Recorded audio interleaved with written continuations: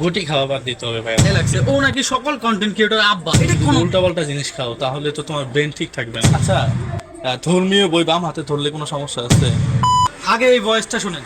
খাইতে খাইতে তো শেষ হয়ে যাচ্ছে তোমরা। জুয়েল একটা ফকিনির গুলা, তাই থটস অফ বিলালের সাথে লাগতে এসেছে।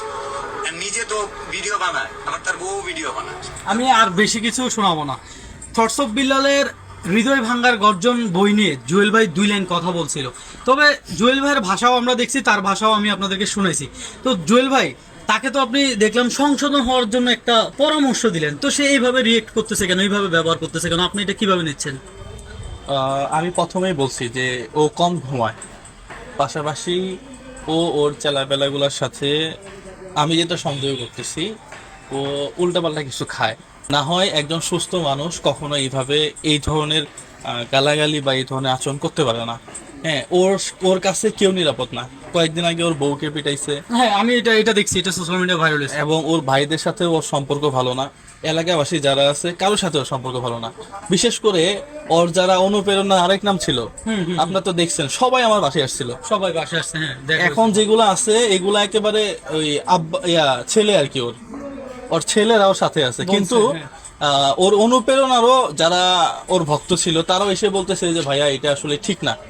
যে বইটার দাম হচ্ছে 100 টাকা, সেটা 200 টাকা বিক্রি করলে সমস্যা ছিল না। সেটা 1000, এরপরে হাতের লেখা 10,000, এরপরে প্রবাসীদের জন্য এখন আবার 30,000 টাকা। লিচুর পাতা বিক্রি করতেছে দেখলাম। হ্যাঁ, লিচুর পাতা বিক্রি করা, এগুলো কি সুস্থ মানুষের কাজ? এগুলো সুস্থ মানুষের কাজ না। আমি ওকে সবসময় বলি যে বিল্লাল, তুমি ওগুলা খাওয়া বাদ দাও। তোমার লাইভে আসলে তোমার চোখ মুখ দেখলেও বোঝা যায় যে তুমি কি খেয়ে থাকো এখন। এটা ও কাজটা আসলে ভুল করতেছে। আমি সবসময় ওকে এজ এ ছোট ভাইয়ের মতো দেখি, এবং আমি সবসময় এটা আহ্বান করি যে তুমি একজন মানবিক মানুষ হবা।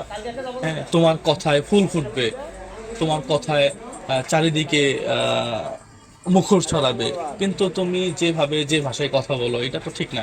পাশাপাশি ও বলতেছে যে আমি নাকি একটা ধর্মীয় বই বাম হাতে ধরছি, এটা নিয়েও সে গালাগালি করছে। আমি সেই ভিডিওটাও দেখছি। আচ্ছা, ধর্মীয় বই বাম হাতে ধরলে কোনো সমস্যা আছে?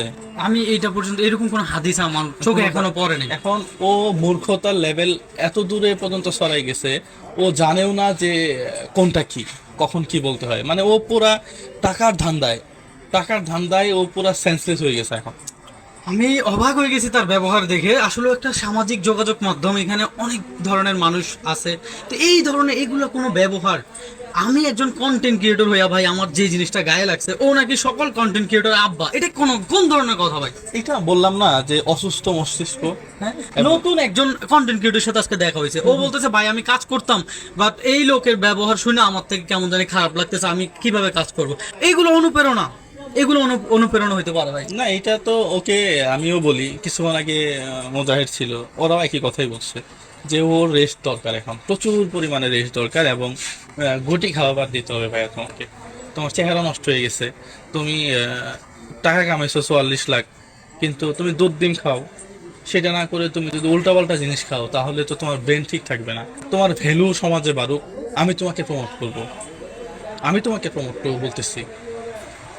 হ্যাঁ, খারাপ লাগছে ওর আচরণগুলো আসলে। আমি জুয়েল ভাইরে এই কারণে জুয়েল ভাইয়ের কাছে দেখা করতে আসছি যে এই ধরনের ব্যবহার যে সে করতেছে, এই জুয়েল ভাই আমার পাশে বসে আছে, আপনারা যারা ভিডিওটা দেখছেন ওনার ব্যবহার কেমন ছিল, উনি তো একটা পরামর্শ দিতেই পারে বড় ভাই হিসাবে। হ্যাঁ, তো সেই জায়গায় থটস অফ বিল্লাল উনি কি করতো, মানে তার ব্যবহারটা তো শুনলেন, আরো অনেকগুলো ভিডিও আমার চোখে পড়ছে। তো এই যে বই, হ্যাঁ এই বই নিয়েই তো সব। তো আপনারা বিবেক বিবেচনা করে দেখবেন যে আসলে কি একটা বই, হ্যাঁ যেটা 100-150 টাকা দাম, সেটা সে 1000 টাকা রাখতে পারে। এখন নাকি শুনলাম আরো 500 টাকা বাড়াইছে, সে নাকি 1500 টাকা বিক্রি করবে। এগুলো তো ওই যে মানুষকে ইমোশনাল নিয়ে খেলা করতেছে আর কি। আমি তো একটা কথা বারবার বলছি, এই চশমাটা আমি 10,000 বিক্রি করব, এটা আমি ইউজ করি একটা চশমা। এরকম যদি 500 কপি বানায় বিক্রি করি তাহলে এটা ব্যবসা হবে, মানুষের সাথে বাটপারি হবে।